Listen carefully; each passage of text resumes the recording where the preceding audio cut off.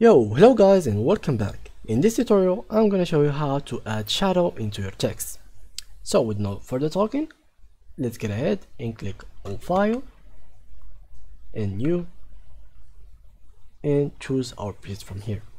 You can choose anyone from Photoshop library or create your own one by just clicking on any one from here and just customize them by changing these numbers and then clicking on Create. For me, I'm gonna choose this one. And voila.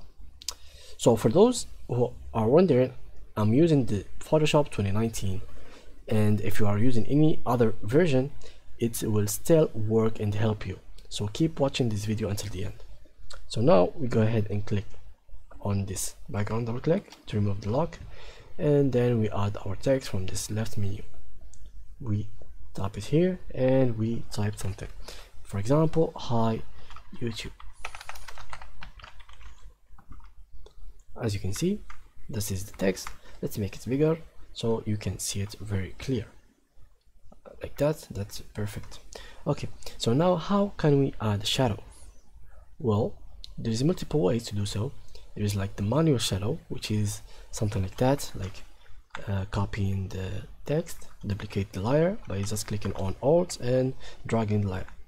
And then we click Ctrl T and we change this one here and create on and tap 180, and then you drag it down like that, and from here click on transform vertical, we click on horizontal and then click on 120.